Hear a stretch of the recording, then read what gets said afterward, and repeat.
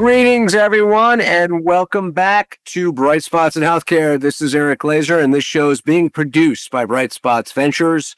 Bright Spots Ventures is dedicated to accelerating innovation through content, communities, and building meaningful connections. Our mission is simple: to spotlight what's working in healthcare and help scale it. We bring together leaders from health plans, hospitals, and other incredible healthcare organizations around the land to share proven strategies, bright spots to drive measurable impact. Through this podcast, our executive councils, our private events, and our go-to-market strategy work, we help surface and amplify the bright spots in our industry, these proven innovations that could be right under your nose that others can learn from and replicate to solve some of our biggest challenges in our industry. At our core, we're here to foster trusted relationships that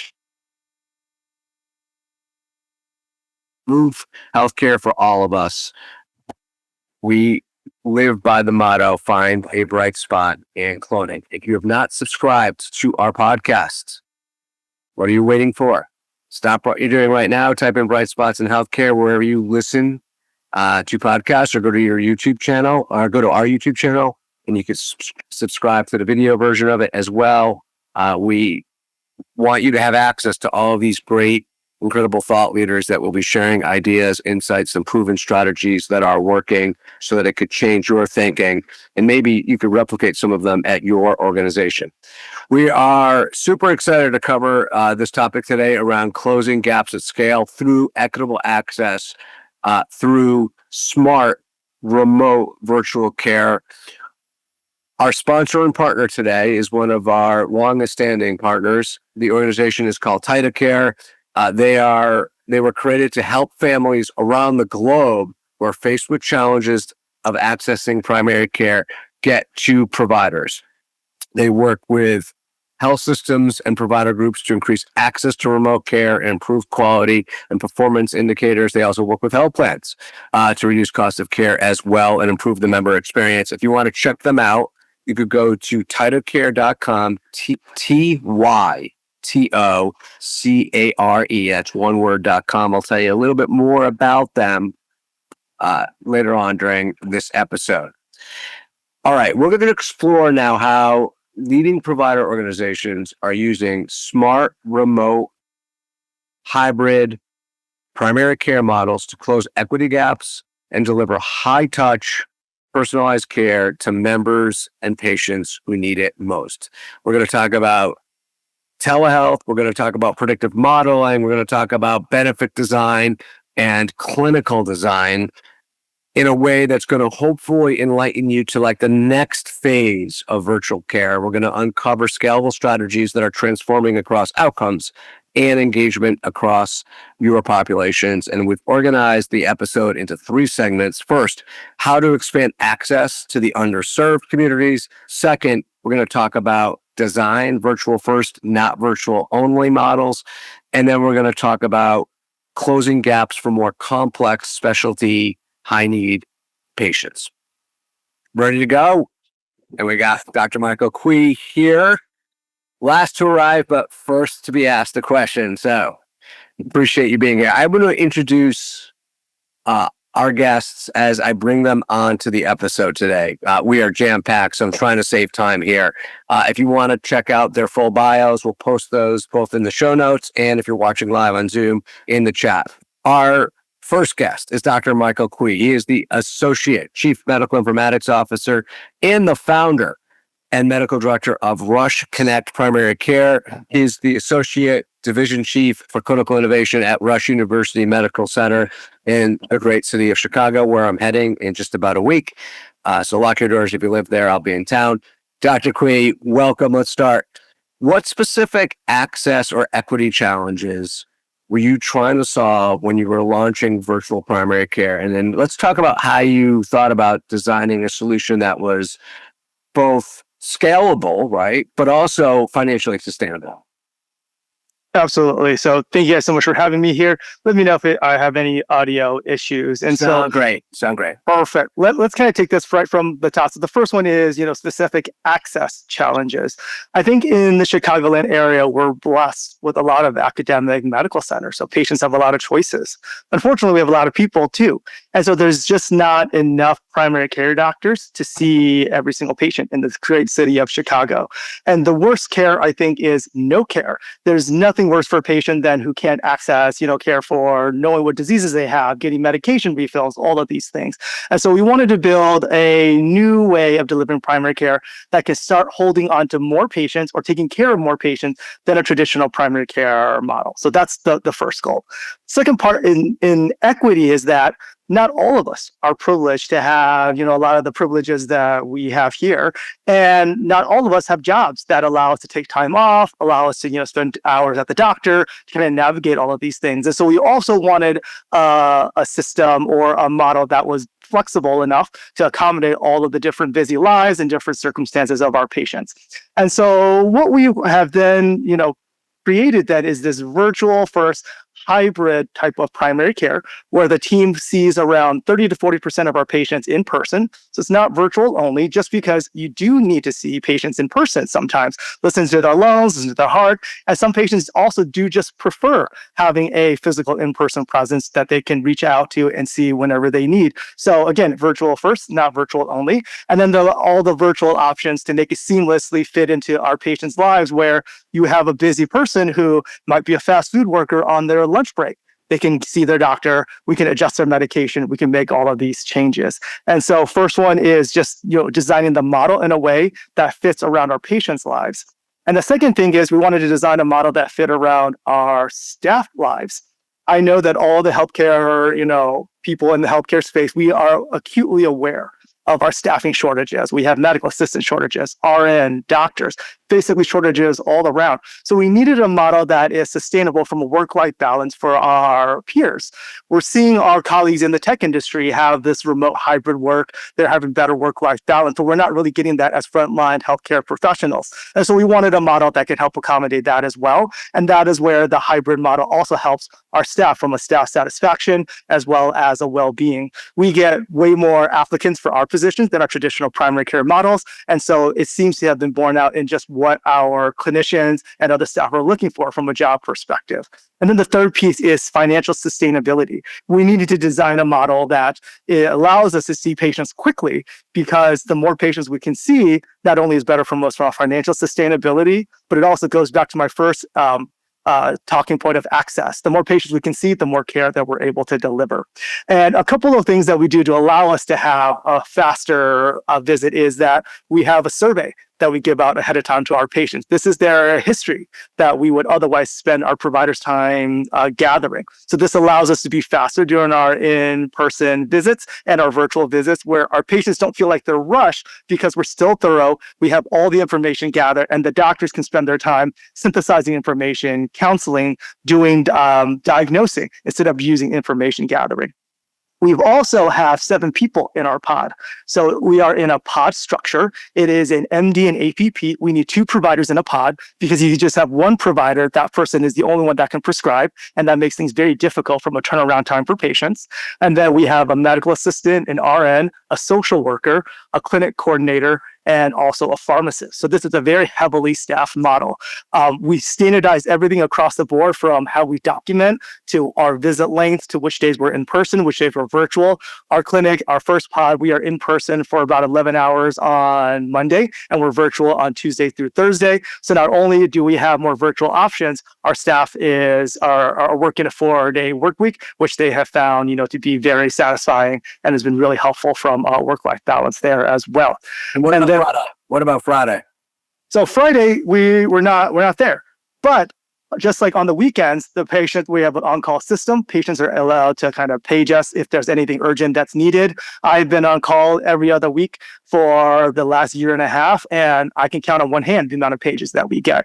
Because the way that the system is designed is that the APP and the MD have a similar scheduling format on the virtual days, where every other hour it's open. Because every other hour is open, they can overbook patients. So my high acuity patients, I can see, weekly for many, many weeks at a time. time until we get everything under control, but it also gives us eyeballs on our in-basket messaging. And so by the end of the day, all of our messages are clear, so we're able to respond to our patients within hours if they have any needs. So we're not leaving refills left unchecked. We're not leaving patients' concerns left unchecked. So all of these pieces kind of work together to allow us to create a model that is able to meet our patients where they are. If they want to talk with us virtually, if they want to message us, we can respond quickly. If they want to see us in person, we can do that as well. Structured in a way where we have a whole team that can support all of our workflows. And with all of our standardization, we are diverting things to the right team member so the patient gets the right person to deliver the right care at the right time.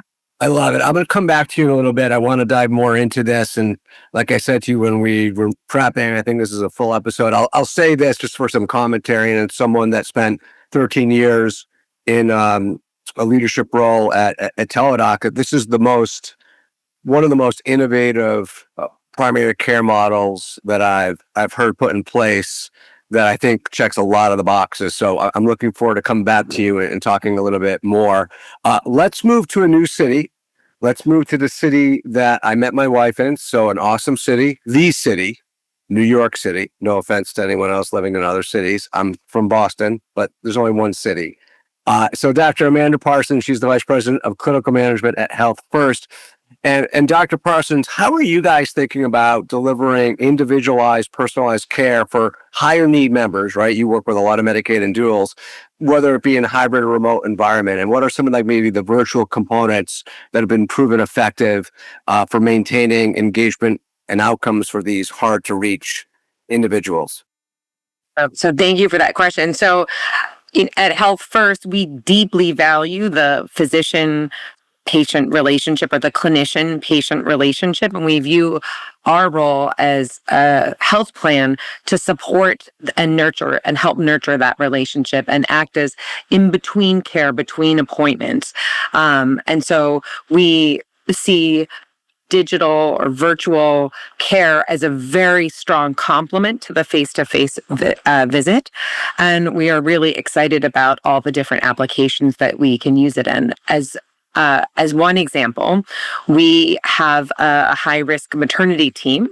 We use a predictive algorithm to figure out who is at a higher risk of a poor outcome, be that a NICU birth, a low birth weight baby, or other complications of maternity, and then we engage with those members and supplement that the care management engagement with digital tools. For a long time, we used Text for Baby, which was like the free national personalized texting campaign. There are others now that we've pivoted to, but we love these kinds of solutions because it allows, just like Michael was mentioning, it allows patients to access information when they want at their fingertips.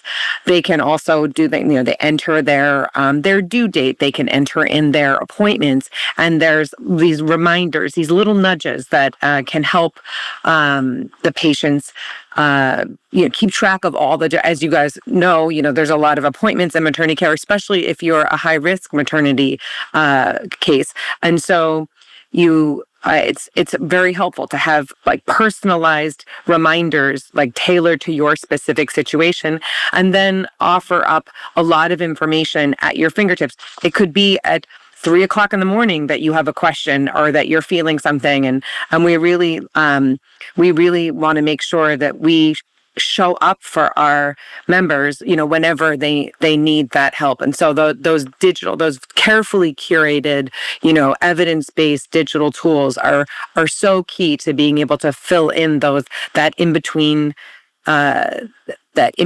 care. And then, like I said, our care managers work really, really closely. We want to be so strongly and tightly aligned with whatever the care plan is for that member and help, shepherd people back to the care that they need. We also leverage digital or virtual, like doulas and other types of providers as part of the maternity episode. And so we're really excited about these kinds of programs that can be brought to bear that go beyond the traditional like in-person appointment, but importantly that don't replace, it's not like digital only as was mentioned. That's super important, that this is a complement to a rich relationship that a patient has with their clinicians. I like it. So it's also hybrid, using you're enabling humans through the technology to be better at communicating, and also primary care, but also much more higher risk primary care when we're talking with expected moms. Do you have any kind of results, whether it be engagement or any, I'm not sure like how long this has been going on. Like, do you have anything to brag about that's working right now? So I would say, well, we're very excited that our high-risk maternity program has led to decreased NICU births, decreased like preterm births.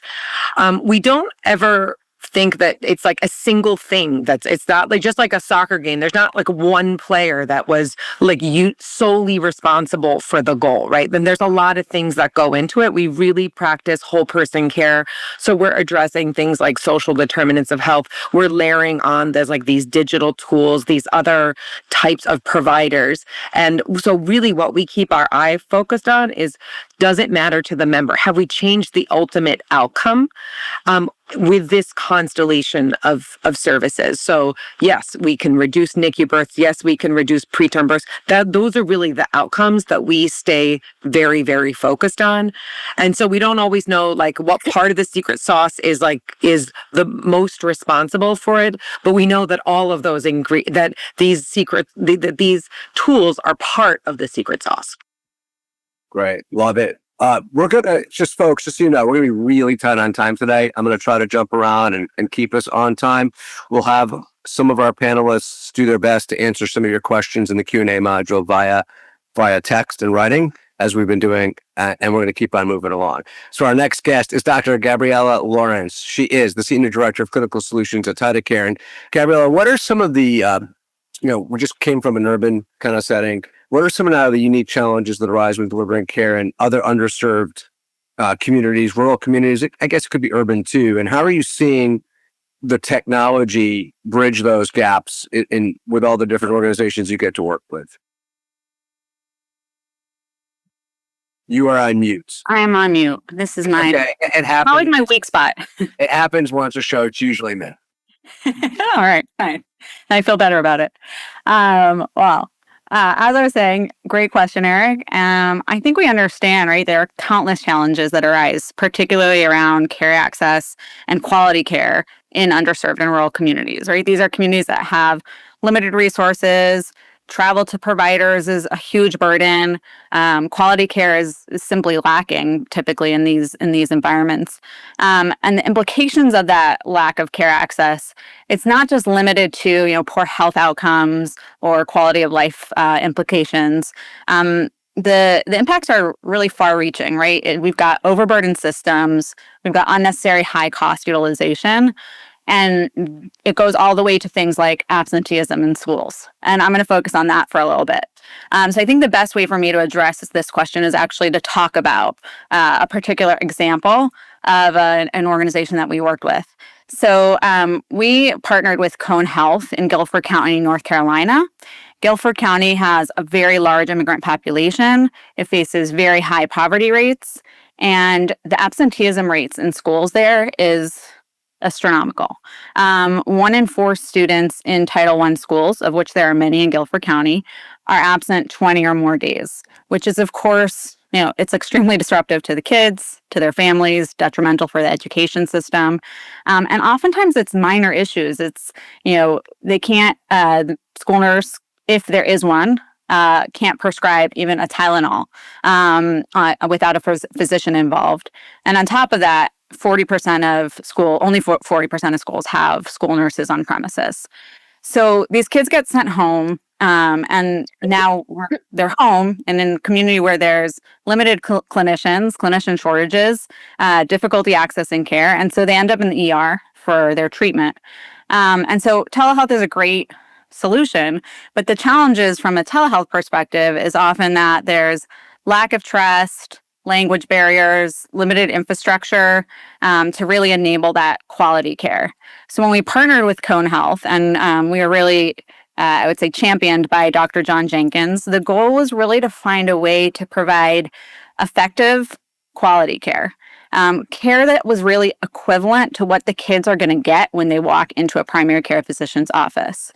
And we do this in trusted locations like schools or community centers so that kids can get that easy access to primary care, but they have the ability to do a full physical exam remotely.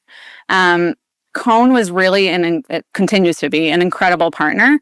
When they embedded TytoCare into their school health programs, they immediately understood that it was critical to bring in trained facilitators, what they call telepresenters, to get these children onboarded into the system, really facilitate the trust, handle language barriers during the visit, and actually be the ones to perform the physical exams, but then seamlessly connecting. They have to seamlessly connect the parents, the kid, the physician's office, and the clinician themselves, and enable clinical, real effective remote care. So it was a pretty incredible partnership with really incredible results. Love it. That's great. Incidentally, I've been taking notes. I took some notes and for preparation for this, folks. If you want a copy of my notes, I'm a B+, A- note taker. I think I'm still better than AI. I'm going to ask you a favor of taking our feedback form, our feedback survey that will be distributed to you via email in about 25 minutes, but also distributed through chat right now. This will allow all of you attending live to guide us so we could continue to create a better experience for all of you through content and the flow of the show. And to that end, one of the things that was suggested to us about 4 months ago that we try to do is make it easier for you to come back and attend another live event. So we put up a poll of our upcoming shows, and the ones that you want to attend, we're going to register for you. So you don't have to, use those precious fingers of yours to click and register again. So we have an upcoming episode, a special one on Tuesday, typically not on, usually we're on Thursdays. We're going to talk about the new growth playbook in this new era of healthcare and how to build relationships and trust in healthcare. I'll be facilitating that with 4 incredible commercial leaders across the industry. And then we're going to cover one around medication adherence on August 7th, around star ratings, and then one around engagement and what risk models are blind to around engagement. And that'll be a fun episode as well. We have some incredible guests already lined up for each one of those episodes. So if you're attending live and you want us to sign you up, we're going to put up a poll for you right now. Okay, let me bring in Emily Young. She's the president of Tufts Medicine Integrated Network, part of Tufts Medicine here in my hometown of Boston. Emily, in this new era of healthcare, innovation's never going to be more important, right? We have to play the hand that's been dealt to us. How is Tufts' approach to innovation, and maybe share an example of how you've successfully leveraged this process to identify and solve a pressing need here in the greater Boston, Massachusetts area? Thanks, Eric. So we've approached innovation not as a big project that's happening outside of the care teams, but really by engaging people, engaging the front line, and how could you do your job better? How could you just do a few things to do what you do better? So in 2019, before COVID, we made an intentional decision to bring a group of physicians together. We actually named them the Solero Group, charged them with come up with something innovative to accelerate progress. And we made the commitment, you guys pick something, we will spend 90 days and we'll come up with a minimally viable product. At the end of 90 days, if we don't have it, we put it aside and we move on to something else. But let's either declare success or not in 90 days. And we asked them we said, pick whatever you want. So often we spend our time on the pop health side of the house, focusing on the plan requirements, the HEDIS requirements, things we're doing to you, and said, you guys tell us what you want to work on. So they came back and they picked behavioral health. And we were like, hey, I thought you guys might pick something easy. But they said it was the one thing that if we could do something to help with just an unmet need for behavioral health, everything would be better. The office would run better. Probably the most compelling or the comment that resonated with me the most was, I will go home at night and sleep because I will know my patients were given services. And without this, I just don't have closure to my day. So to do something in 90 days, we said, all right, we need to find a partner. We want to stand something up that's minimally viable. So we reached out, we found a partner to help stand up a virtual teletherapy solution. And we started small, not worrying about all the technology integration, just here's the product. And we do very simple text-based referrals, get something up and running and see if it's successful. And it was very successful. The PCPs adopted it, patients used it. What we really saw was significant adoption. I think at between 60 to 80% of patients being referred, depending on the office, utilize the service. And physicians described it as, I used to give someone a piece of paper and say, good luck trying to find someone. Hopefully someone answers the phone. Hopefully they accept your insurance. This was a payer blind solution that the providers could give to all patients.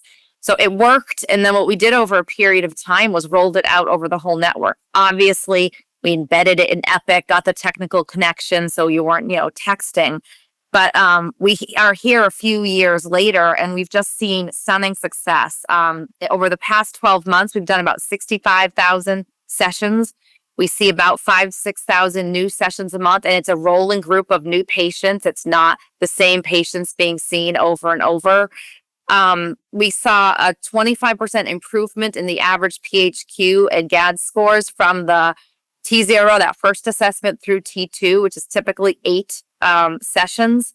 25% of the patients with severe depression are now in normal functioning state, and 63% of those with severe anxiety have moved into the normal functioning state. And one of the most interesting things we've started to look at, and this is not scientific, it's not a controlled study, but we've started to look at, of the patients that were referred, for the patients that accepted the help and are engaged with the solution versus those who didn't. What does emergency room utilization look like? What does inpatient utilization look like? And we see that the group engaging has lower utilization. Well, then we said, well, it's probably they don't have comorbidity, but we've started to look at COPD, diabetes, and what we're seeing is what the research would show, that, even by condition, there's less utilization with the group that is engaging with the service. So we're very excited, but it also has shown us that integration, we can be an integrated platform where we can bring virtual into our ecosystem. And we see great adoption and see it. This was the success that has let us venture into some other things. That is staggering. So you're taking basically a collaborative care model, like from the AIMS kind of model, but you're not exactly, and you're bringing virtual behavioral health into this practice. And I just want to make I get some of these numbers right. 65,000 or so total sessions at a pace of about 6,000 visits a month. And you said 25% improvement PHQ-9 GAD-7, 25% of severe folks diagnosed with severe depression back to normal, 63% of folks with severe anxiety back to normal. Yeah. That's unbelievable. Yeah. Love it. Yeah. Love it. All right. I want to shift now. Let's shift over to like a virtual first, not virtual only kind of segment here. I'm going to bring back Michael Quee. He is the inaugural medical director at Rush Connect Primary Care, part of Rush University Medical Center. And Michael, using virtual first, not virtual only, can you take us through now how the model is executing on the ground? Like, what does a typical patient journey look like? What are some of the results? Kind of take us through sort of a day in the life of clinical operational and how the patients are satisfied. What are you seeing? Awesome. So I'd like to kind of take it through from the patient's lens first. And then I got a question about like, how do we deal with like rural patients who might have difficulty with telehealth? I love that. Let's use that patient as kind of our initial patient archetype. And so let's say we have like an old or like 78-year-old patient. He's had a transplant. He has heart failure. He has COPD, high blood pressure, diabetes, you name it, a million different things on their medical problem list. They decide to establish here with us. Immediately, right off the bat, they get a welcome packet that says, this is what this clinic is about. If they can utilize our MyChart technical resources. If they can't, they don't get that, no problem. 2 or 3 days before the visit, my team realizes this patient hasn't filled out any of their questionnaire. We call to say, hey, this is what the clinic is about. Do you need help filling out the questionnaire via telephone? They say, nope, I'm good. I can do it. We say, great. We'll see you during our visit. They come in during our visit. They come in about, ideally 10, 15 minutes before. But if not, if they show up day of, we also see if they filled out their questionnaire. We do the check-in process. Patient has not filled out their questionnaire. not a problem. My medical assistant will now do the questionnaire with them during their intake process. So by the time the patient reaches the provider, we've had multiple ways of getting this questionnaire filled out. I walk in the door as the provider. I only get 15 minutes per patient. And I say, hi, Mr. So-and-so. I see you're here for your high blood pressure, your diabetes, your heart failure, your COPD. You're having some ankle swelling. Oh, you're having this crushing chest pain, by the way. And I say, look, we only got 15 minutes. Thank you for filling these out in our questionnaire. Let's take the top 2 most important things for this time. And then I'm going to overbook my schedule in the next, 2 days. So that way we can address some of these other concerns. This is made possible because of the every other hour open on our provider schedule. So I talk about this with the patient. I go over their crushing chest pain because that's probably the most important. I then make sure that, they don't have like an active COPD or anything else because, if your heart doesn't work, if you can't breathe, those are the things that are going to kill you immediately. We make sure that, he's not in a COPD exacerbation. We do the EKG. We send them for, troponins. We make the assessment of whether or not they need to go to the ER, all of that to kind of handle things initially for the patient. The patient goes home, they get a follow-up survey in a couple of days asking, hey, did your symptoms get better? Patient responds, no, things didn't go really well. That goes directly to our messaging pool. My nurse sees it, gives the patient a call, checks in, say, hey, like, how are things going? Patient says, oh, my chest pain is better, but now I'm having some breathing issues. My nurse does a triage and assessment and then gets the patient and messages the provider saying, hey, this patient's having some breathing issues. How do you want to handle this patient? The provider says, hey, I've got all these gaps in my schedule. Let's overbook, and then let's make sure we talk with this patient. And so we have the visit with a patient then. Let's say 3 weeks go by and the patient's, saying, hey, look, I can't deal with all of these, virtual options. That's not a problem. We do telephone visits as well. This patient has already demonstrated to us they can come in person. And so if we really need to, we'll bring them into the clinic. But so much of primary care can be done through telephone. And so when our schedulers are making the appointments with our patients, communicating with them, they're given the option of both virtual and telephone. I think the visual is very important from a rapport building, but visually, I don't really need to see a lot of things in primary care. I think as long as I'm getting the symptoms, communicating with the patients, we're able to move our patient care forward. And so there are a group of my patients who are part of this practice who cannot use any of our digital technology. They never do video visits, but because I can talk with them every day, basically every day of the week if we wanted, but weekly for 2 or 3 months, we have gotten their, critical diseases under control. And now they're spaced out to a 3-month cadence, 6-month cadence, 1-year cadence with us. That makes it much easier for us to manage their conditions. And so a few things of our day in the life that makes this work. One is the highly structured schedule.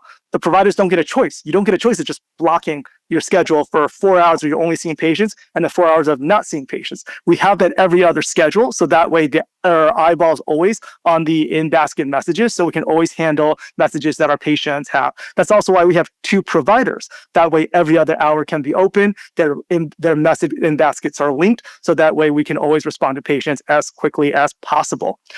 I didn't get a chance to talk about how we document, but we document directly in Epic in the problem list. And so all of our documentation is very discrete. We have a template that we enforce our providers use for at least 2 medical problems per visit.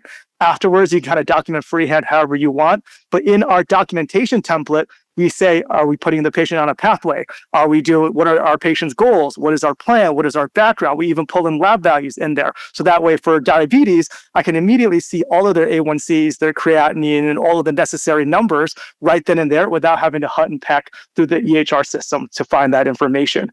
And let me just poke at this because I think I remember the answers to this. You're not using ambient listening. No. And you're not using like any kind of like risk adjustment kind of AI you're not using a lot of the AI technology yet. So like there's probably more efficiencies to squeeze out over the next 6, 12, 18 months.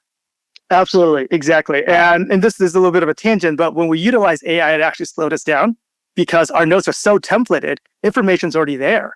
So if I'm using AI, I have to review it. That's probably a separate thing, but there is definitely a way where AI can definitely turbocharge our clinicians and our team and allow us to take care of our patients even faster. Now, I know that I'm probably already over time in my section, but just some measures for you guys, right? Our clinic is filled at 107%. And so we're not hurting for patients. Patients are, we're filling up every single one of our slots, including our virtual slots. On our in-person day, where we have a 12-hour in-person day and 11 hours of like 15-minute patients. They're scheduled for 20-minute blocks, so that way we have a little bit of buffer. But our clinic ends on time every single day. We have not had a time where we stayed past 7 p.m. And so the last time you guys have been to a primary care doctor, just think how many times they were running on time. And this helps our patients because now they know if my appointment's at 2, I show up at 2 around 1:50. I'll be probably seeing my doctor around 2, 2:02, 2:03. I'm out the door at 2:20, 2:15. I can go back on my day. I don't need to take a whole half day off of work. So from an equity perspective, it makes it better. And we moved a lot of the work to the patient time. I've talked about this questionnaire ad nauseum. Like that's really where we're getting some of our efficiency is that we squeezed enough efficiency out of our providers. They're burning out. We squeezed a lot of efficiency out of our healthcare system. But I think something that's untapped is patient time, giving them the comfort of their home to really think things through, document their responses. I think it's also better from a patient as well. And then the patient types that we see around an absolute 20% more commercial patients in this model than our traditional practices, which you can guess these are younger, tech-savvier patients.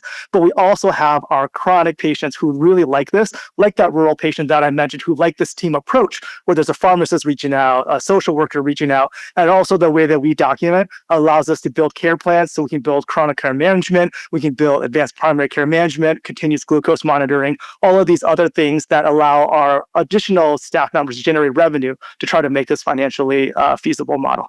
I'm going to bring you back in a little bit so we can talk about the coding and the financial part of this. But I want to keep us moving. Incidentally, folks, and if you look at the Q&A module where Mike already answered this, his panel's currently 3,600, looking to get up to 5,000, could handle 10,000 with some technology. Emily, as you see these new, and Emily Young, President, Tufts Medicine Integrated Network, as these new care models emerge, how are you experimenting with virtual care to support, like similar to Rush, patients and these overworked clinicians? Yeah, so many parallels, Michael, as I'm listening to you. Also that we here have a huge access problem. So access is part of what we're going at here.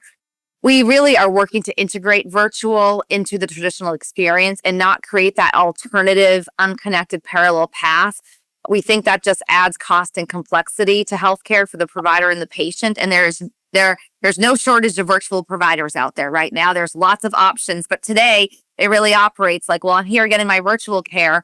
My brick and mortar knows nothing about it. And then maybe I, the patient, am going to tell the provider the prescriptions I'm taking or the problems I had, or it's just like urgent care. Now here are all my problems. Virtual didn't work. Can you help me? Leaving the provider and the patient frustrated. So building off some of our success in behavioral health, we decided again to think about a partnership model, recognized our strength, and that building an app and providing 24/7 virtual service is not something that we can do right now, but how could we partner with someone? So we found some partners, one to help us with triage and one to help us with 24/7 real-time care, be it primary care, or be it urgent care, but 24/7 care to access a physician. We feel very, very strongly that we can't let the disruptors claim this space. Again, if we don't lean into this space and find its hybrid model, we're setting ourselves up to lose commercial lives. Because I think there's cherry picking going on. A lot of these models aren't interested in the Medicaid lives, aren't interested in the Medicare lives. We want to have a model that we do for all patients, but we do believe the commercial patients will really lean into this. So it started off with this question: how does virtual and how does a 24/7 partner help us with access? Every single day, we send tons of patients to the urgent care setting because we can't get them in, or they've actually started to just know that they can't get in with their primary care physician, so they're just starting to go to virtual. How could we save this? Every day, our clinician's schedule is booked with the patients that they probably don't need to be seeing because the acuity is very low. But the triage is just, it's who calls and what order you call is how the slots are filled. So the patients that really need to be seen more to prevent the emergency room visit, stop the disease from progressing, prevent that inpatient visit, they're the ones who might be going to the ED and then getting admitted versus they really could use that slot with their primary care physician. And so we started playing around with, if we bring a virtual provider in, is it okay if we start to pay less and you're paying less for that volume and you're seeing patients for low acuity and we're going to offload that to someone else. And then we see more patients. So started off slow, right? Because this, I think, is classic change management, and to some of the primary care physicians sounded terrifying, right? You're going to like eliminate patients from my schedule. So we started by just putting this out there in our app. We said, let's put this triage, and this will triage you to either go see your doctor or, hey, try this virtual solution. Let's put it on our app. Did that. I mean, we always joke about if you could find it, good luck. People did find it. They did use it. We saw that the world didn't end. Care was safe. Patients didn't complain. So then we said, let's lift that out of our app and let's put it directly on our website. So now you can go up to our website. You can do the triage. And again, the triage might lead you to book an appointment with your primary care physician. The triage might lead you to use this 24/7 option. And the triage might say, go to the ED or check in a couple of days. We lifted it to the website, started to see a little more utilization. And where we are right now is building on that utilization and offering this to our employees, partly as they're struggling with access too, right? It doesn't matter if you work in the healthcare system. It's hard to be seen by primary care these days. Also from the cost component. I was just in a meeting earlier this morning about, well, we could save $1 million on our health plan benefits if we could convert X number of visits to urgent care to using this platform. So slowly building momentum that the world isn't ending. There's more and more options. You can use this. We did also, we're starting to now roll this out in primary care physicians, just like you refer someone to urgent care, refer them to the virtual partner. We sent out a mailer over the weekend, over the 4th of July weekend, to all the patients on a panel. That weekend alone saw 12 visits so we're slowly building up and seeing more and more visits.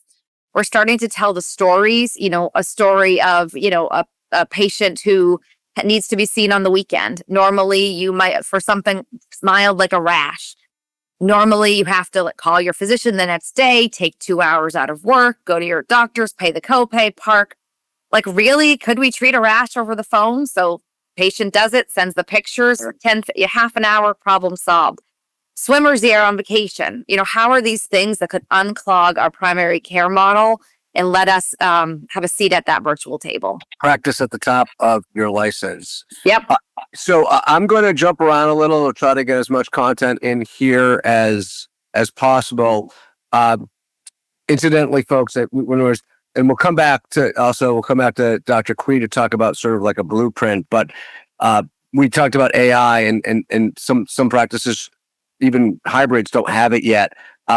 We are hosting a private roundtable around this topic of adopting AI into the health system coming up. And if you represent a hospital, health system, or medical group, and you're listening right now and you want to come to our August 13th private event, it's not being recorded. It's a peer-to-peer discussion I facilitate around AI adoption of value-based care. August 13th, 12 o'clock. We'll sign you up for that, but you have to be part of a hospital or health system or medical group. So I want to jump into some complex patients and bring in Dr. Gabriella Lawrence. And Gabriella, when you're thinking about how are you guys solving and shortening the gaps in care for hospitals and health systems that are having problems with some of their most complex patients, and using the technology to do that in a more effective way and getting better leverage from both advanced providers and primary care providers? So this is a really great transition, right? We talked about schools and rural and all that, and now we've got a totally different scenario and a great opportunity to talk about transitions of care, particularly in complex patients where high readmission rates are astronomical in some cases. And the thing that is sort of frustrating when you think about readmission rates in complex patients is a lot of times these are preventable. Right? We've got guidelines to help us understand how to handle patients post-discharge and help them transition to their home and not end up back in the hospital. Right? You've got some Coleman's 4 pillars, for example, where you have timely primary care or specialty care follow-up within a short period of time, post-discharge, medication reconciliation and management, making sure the patient goes home knowing what their red flags are, so knowing when things are escalating and what to do about that, and that they have someone to turn to when there's an escalation, and teaching them about their personal health record. Those 4 steps are known to improve outcomes post-discharge. I'll say in the literature, you could see that visits alone in patients with heart failure can reduce readmission rates 20 to 30% if you get that visit in within 7 to 10 days post-discharge. So that step alone has a huge impact. But even when a patient is like ready and willing to go see their specialist or their provider, sometimes it's impossible to get an appointment, particularly with a cardiologist when you're a CHF patient, or even your PCP, right? Everyone here is talking about that, how overburdened the primary care departments are.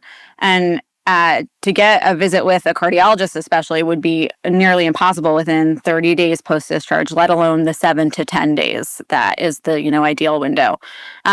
So we work with some partners. Rochester Regional Health is a great example, to help them build post-discharge programs. Well, they really built the program. They just leveraged our technology.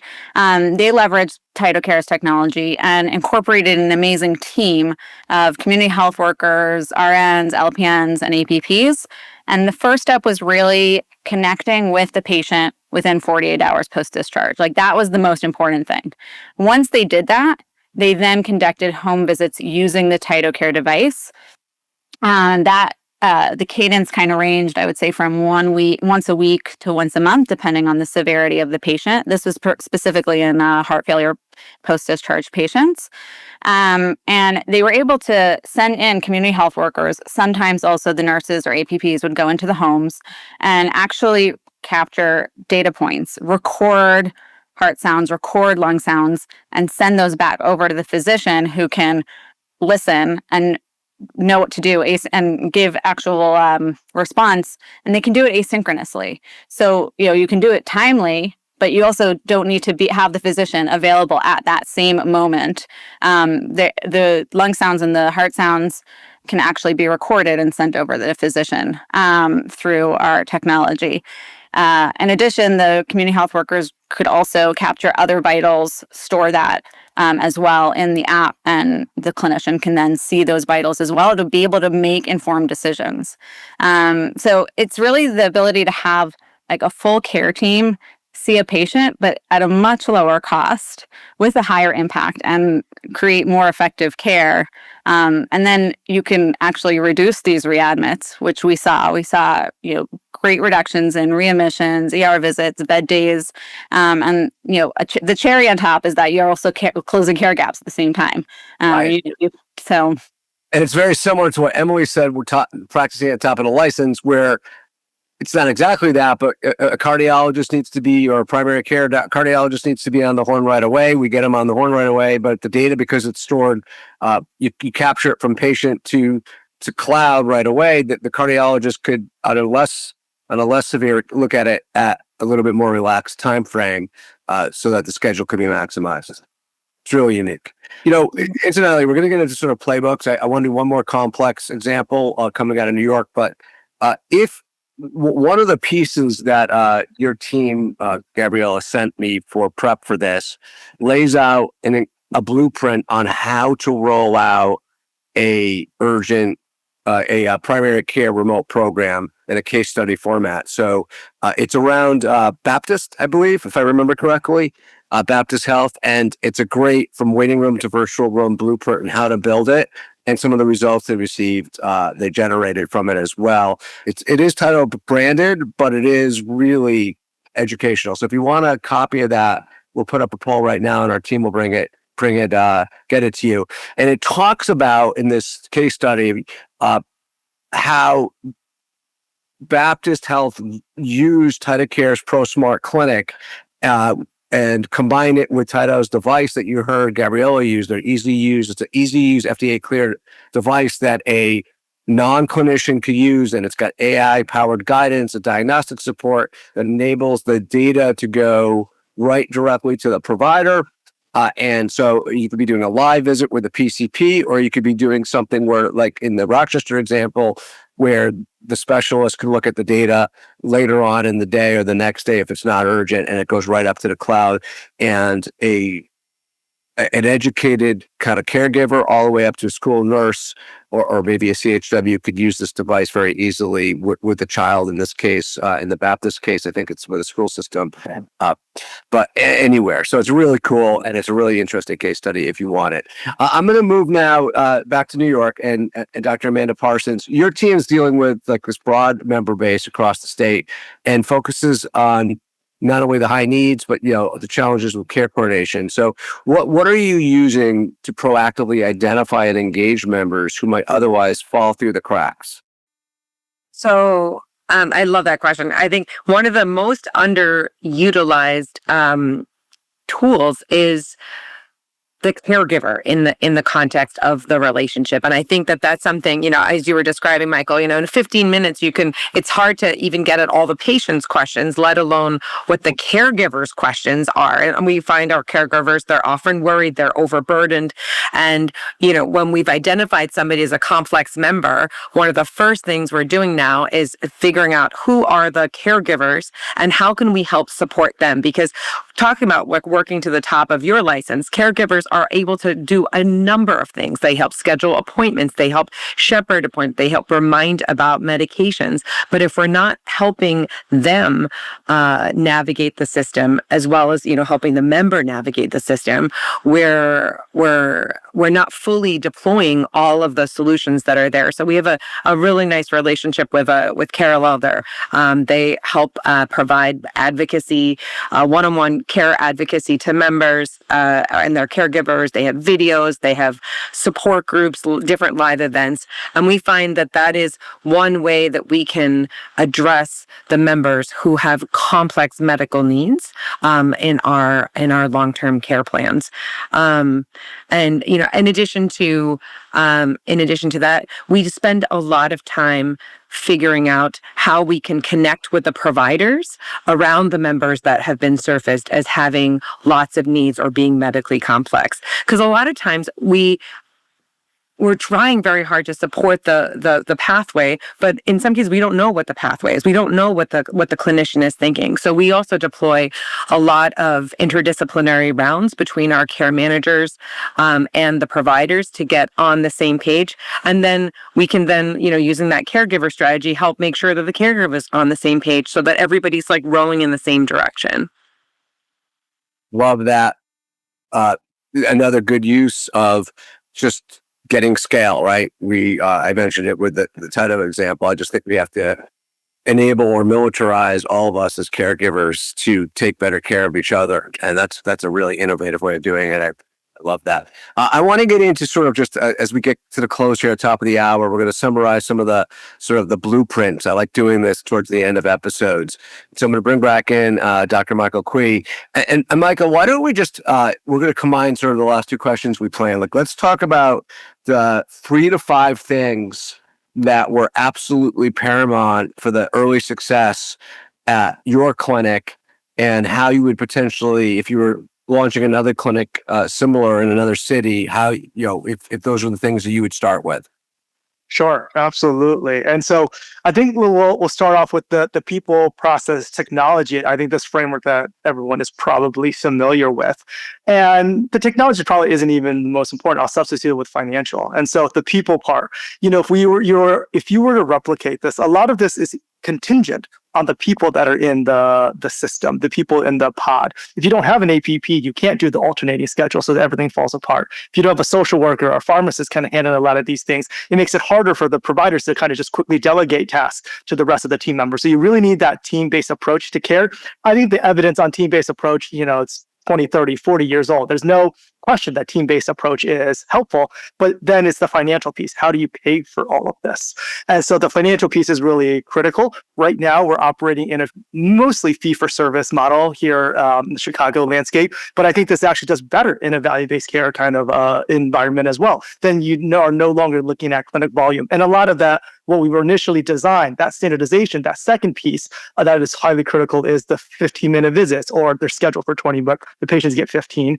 And then all the standardization is all around kind of how do we generate enough revenue to keep the clinic afloat. So the first two things is people. You need a team-based approach to care. You need an organization who has appetite to invest and fund 7 people for a pod. A traditional primary care model is 1 doc, 1 medical assistant, maybe a quarter RN. And so this is a heavily staffed model. So you need to be able to do that. Second piece is you need to be able to ensure the clinic stays afloat from a revenue perspective, whether it's clinic volumes or if there's value-based care contracts on quality. I think this model would do kind of quite well there. And then the third piece, and I'll do subsegments of this, is that standardization. So standardizing in multiple ways. So the first way, which I think none of us have quite talked about, is that patient education piece, moving things to patient time. I think that is still something that we're trying to work through. And I think an example that everyone can relate is, let's say, take Amazon. You can't peruse Amazon physically in person. They just don't allow that. You just have no way of possibly doing that. And so we do have patients who come to our model like, well, why are you guys only in person this day? I only want to be seen in person. Unfortunately, this model is not great for you then in that, right? We can't take care of everybody. And so I think being aware of what our standardization trade-offs are is critical. So first piece is patient education, make sure they understand, making sure that you as whoever wants to execute on this knows what patients you're recruiting, what patients you're avoiding, what are the trade-offs that you're making. And then on that flip side for standardization, it's also the standardization of the staff. Right. So standardization of the schedule, knowing that providers are going to be a little unhappy not being able to, hey, I want my schedule this way, my schedule that way, because traditionally that's the model that they have grown accustomed to. But this doesn't work if everybody has their own little fiefdom, doing things a little bit differently. The system works together like a nice intricate puzzle. You cannot have one piece that wants to do something differently. So with that you need to make sure you're hiring the right types of people, and you have a standard process for that. You have all the process standardized. We have things down to like the exact action my medical assistants are taking when they're rooming a patient. So like that's the level of granularity that I think you need. And then the last piece from a standardization is you really kind of need an organization's culture or kind of a militant person. I don't know if this is good or not. I mean, this is me, who basically is like, this is the way, right? You have to use these care plans. You have to standardize this. Like, this is just the way it has to operate. And maybe we haven't figured everything out. We're still building this, ship as we're flying it. We can change. But if we do change, the whole model changes. And we're just opening up our second clinic in November. They're going to have different learnings. If they discover something that makes us more efficient, this original clinic is going to adopt it as well. So that's also another way of distributing learning. And then an eye towards the future is if you can standardize it, if you can write it out, that makes it right for AI to kind of start taking over tasks. So we're looking for in 2-3 years, once we kind of mapped out all of our processes, can we use AI to really turbocharge our clinical teams to go from 5,000 patient panels to 10,000 without, destroying that relationship that patients want with their providers? Because at some point, we don't think this is a transaction. We think this is a long-term relationship. These are just tools to help. And that relationship is really kind of paramount to primary care. So everything we're doing is really in service to that. So just kind of recap. I was going to recap. Go ahead. If you want to recap. Go ahead. I was going to say, just to recap the five things: people, make sure you can hire the whole team, making sure that you have a financial model to sustain this and for it to be afloat. Standardization kind of all the way across the board. Standardization in terms, especially for the provider, and like, this is the way you all have to kind of do things that way. And the fifth part, standardization of patient education. Make sure the patients understand what they're signing up for. This is a highly rigid, standardized clinic. If you can use all the tools, you can have a great time. If not, this may not be the best model for you. And we were talking, like, it's really Ray Kroc at McDonald's. I know it sounds crazy, but it's really that same methodology of standardizing processes, right? We were talking about that in our prep. Let's close things out here.